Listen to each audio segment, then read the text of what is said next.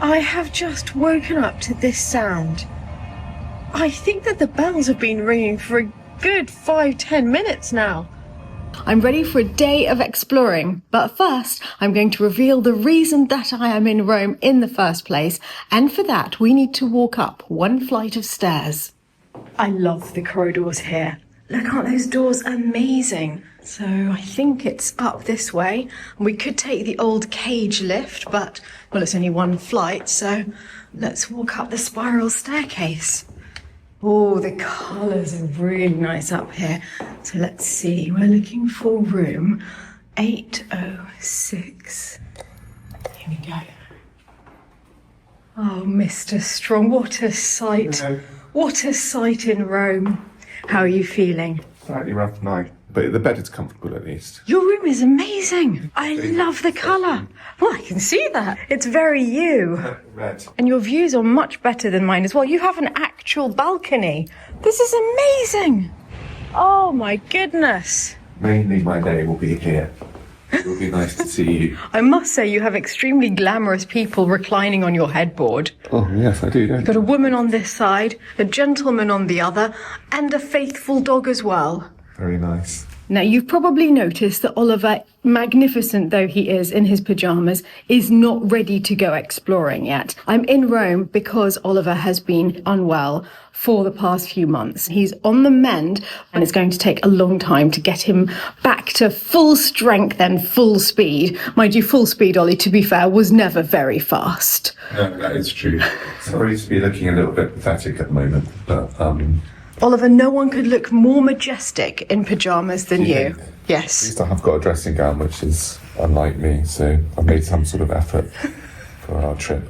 But thank you for doing this trip. Stephanie has arranged this trip. Oliver said that he thought Rome would do him good. So we've come here and we've come to a beautiful hotel because we were both aware that he might be spending quite a lot of time in the hotel room. So he had to be somewhere beautiful and know that when he has strength, he can venture out just a little bit, and we're so beautifully placed that there are many wonderful things he can see within a short walk from the hotel. So it's day one of art recovery for Oliver. Not sure you'll see any art today, but that's okay because it's only day one. Art recovery, I need more than art recovery. I've left Ollie resting upstairs. He's going to try reading and maybe doing some sketching this morning. I've had a cappuccino. I'm ready to go exploring. And as today, the day that I'm filming this, is the 6th of January, it is the Feast of the Epiphany, the day that traditionally the three kings arrived and gave their gifts to the Christ child. And that traditionally marks the end of the Christmas celebrations. And as so many of you followed me through all of Advent, I thought that we should mark the end of that together here in Italy, in Rome, where the Feast of Epiphany is pretty huge. And as so many things in Italy, they have put a traditionally Italian twist onto the celebration. Just around the corner from our hotel is Piazza del Popolo. It's breathtaking. But as you can see, there is scaffolding up, and you're going to see that everywhere we go in Rome at the moment, because 2025 is a Jubilee year. They happen every 25 years, and whilst pilgrims come to the Vatican every year, they especially do so in Jubilee years. And there are huge preparations going on to get the city looking its absolute best. Here in Italy, legend has it that when the three kings were on their way to find Jesus in the stable, they stopped and asked direction in the house of an old woman. Now, this old woman was well known in her village for having the most immaculate house with perfectly swept floors. And when the kings stopped and asked her directions, they asked her if she would like to join them in their quest. And she said, "No, I'm so sorry, I can't go with you because I've got to sweep the floors." After they'd gone, she saw the star shining brighter and brighter in the sky and realised her mistake. She jumped onto her broomstick and followed them, but she never could catch up. So legend has it that every Epiphany, she jumps back onto her broomstick and leaves gifts for all of the good children to make up for the fact that she did not go and give gifts to Christ when he was born. However, if you're a naughty child, she will leave you a lump of coal instead. I love that story on the Feast of Epiphany because when you think about it, that is what Epiphany is. It's the moment that the ordinary suddenly revealed to be extraordinary. The story of this witch, La Befana, tells us that we must never be so caught up in our ordinary lives that we fail to see the extraordinary things that are all around us. The church that we're about to visit on this magnificent square is the Church of Santa Maria del Popolo. And inside we'll see the moment when an artist decided to show us that the divine is not far out of reach. It's actually something that is here amongst us.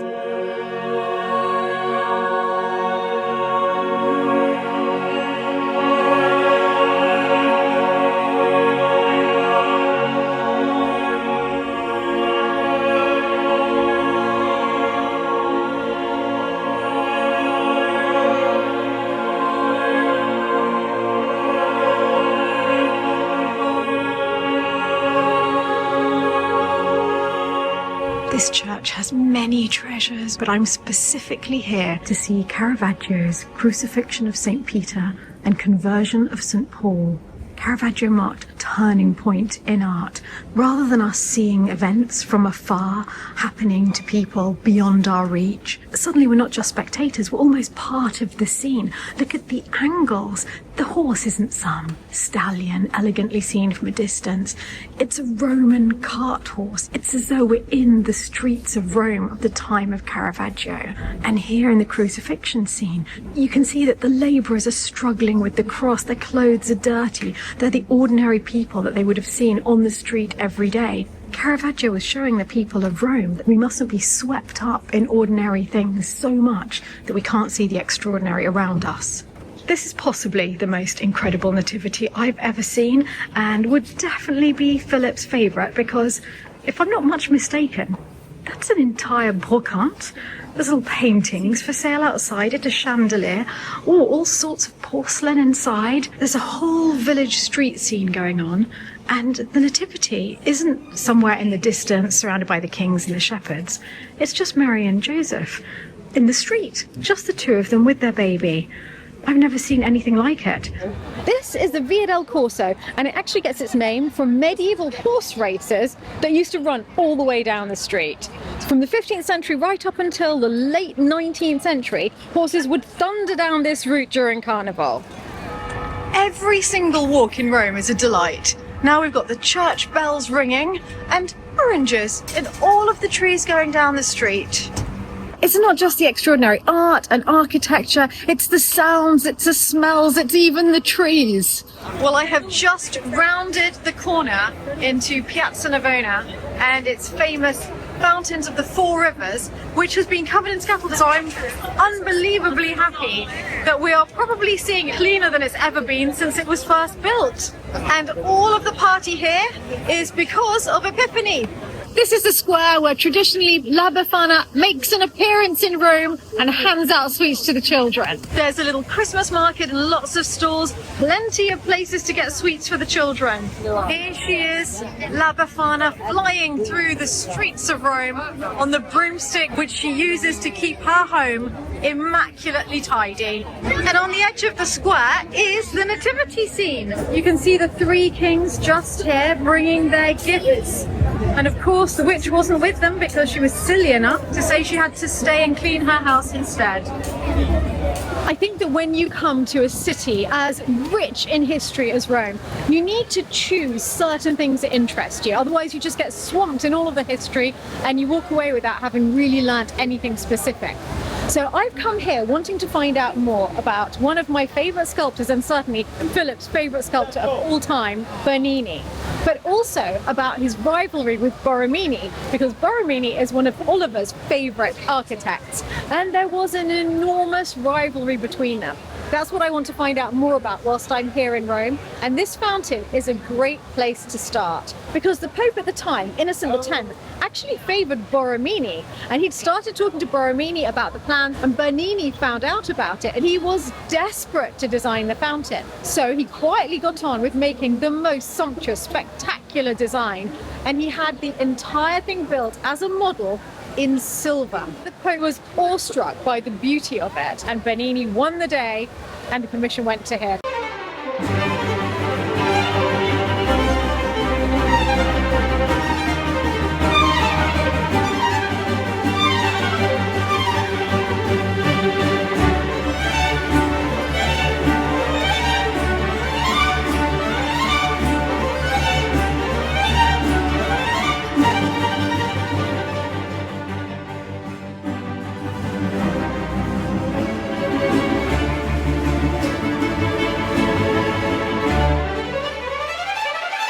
The mighty lion and its towering palm tree symbolize Africa.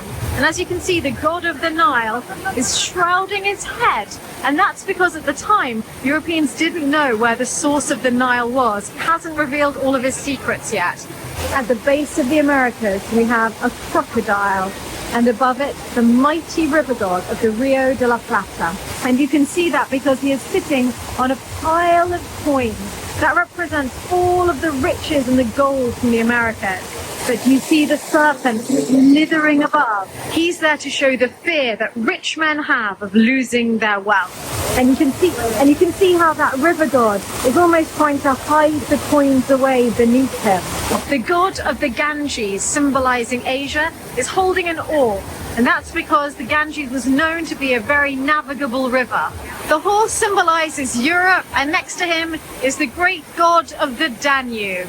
And if we look around behind him, you'll see that he's reaching up to touch the papal shield, showing that the Danube is the greatest river closest to Rome. I really thought that fountain was going to be covered in scaffolding, and honestly a little tear in my eye when I rounded the corner into the Piazza Navona and saw it in its full splendour. I'm just on a total high from seeing that, but I think our next site is going to be even more beautiful because I've come to one of Rome's oldest cafes. In fact, this is the oldest coffee roastery in Rome, started in 1938, to meet someone. Hello, Oliver. How's your morning been? Had a bit of a snooze. Good. Did a little bit of drawing. Oh, you started a bit on the sketching. Nothing I'd show anyone. I'm still a bit. No, it's fine. I'm excited by having a coffee. Apparently this is really special coffee. It's a closely guarded secret. They do all of their blending in the back. Rome's oldest coffee roastery, apparently.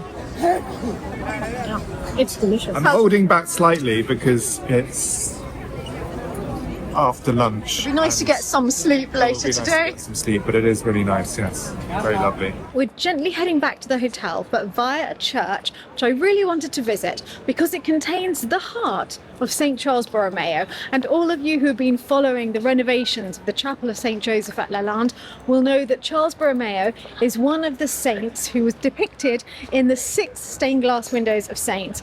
And those saints were chosen very carefully by the Nadayak family, and many of them were aristocrats who left behind all of their worldly privileges to devote themselves to the church and to look after the poor.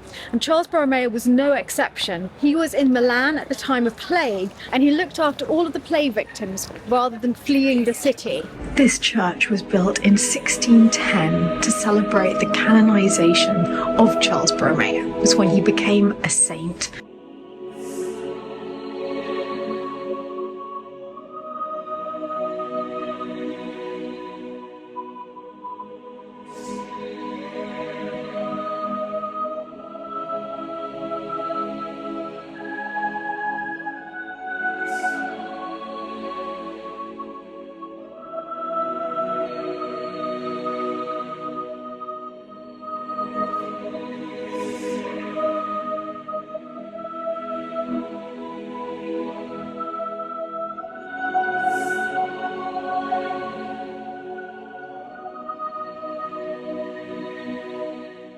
It was important to me to come and make this small artistic pilgrimage to a site that became linked to our tiny chapel at Lalande. Behind the altar you can see Charles Borromeo in his red robes as a cardinal with the word humility in front of him. And above us we can see him rising into heaven.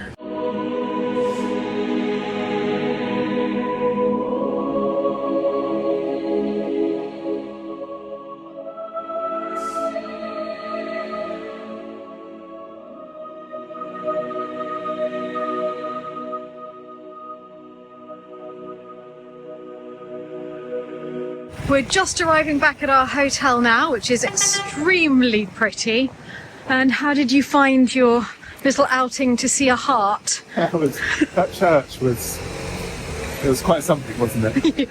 Yeah. It was more than I was I expecting. didn't really wander around it very much, but I sat there on the pews and my jaw dropped really. Just soaked up the Yeah, it atmosphere. was a nice little trip. And our next little trip, The dressing gown. we'll keep the dressing gown off for a while because we're going for dinner. We're on our way to the restaurant for this evening, which specialises in carbonara, which in itself is a Roman speciality, and apparently they have lots of different type of carbonara. We're going to stroll there because the city is so beautiful that we don't want to be... Oh my goodness, it's stunning. It's like being in a dream. We don't want to go in a taxi when the world around us is so gorgeous. So let's go for an evening stroll through the streets of Rome.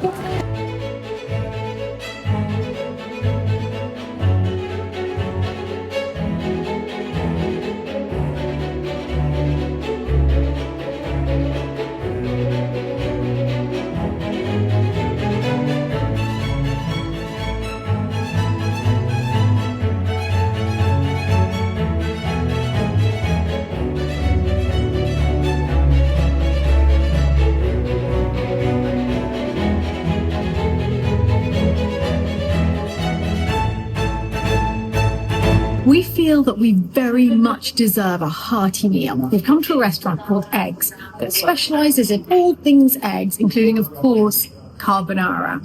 But that's not what we're starting with. Ollie is having a hearty chestnut and pumpkin soup, but I am having eggs. Oh, it's amazing. Each one filled with something different. I think this is an orangey one. This is zabayone and truffle, little quail egg. I mean, so many different things. I cannot wait to try them. This one you can't really tell from looking at, but it's burrata mixed with salmon eggs, and it's emotional. The starters were amazing. And now we've got our carbonara in a glass jar, and we've both gone for the green carbonara with artichoke. Because I have a plan, and that plan is that I'm going to eat artichoke every single day whilst I'm in Rome. Because artichoke is a Roman speciality and one of my favourite vegetables. This looks so good. We've walked down to Piazza Navona. The little Christmas market has all been packed up now. Christmas is officially over, but it does mean that it is very peaceful here this evening. Let's go over and see the fountain at night. There's the facade of Borromini's church. I love the way he often curved the facades outwards, almost like a friendly embrace. And maybe it was from him that Bernini got his idea for those huge curving colonnades around St. Peter's in the Vatican. I have walked 16 kilometres today. I don't think I've ever been so happy to see a room in my life. 16 kilometres may be a first for me. I am going to sleep so well tonight, but join me tomorrow when we're going to be going on an angel hunting adventure. And until then, adieu.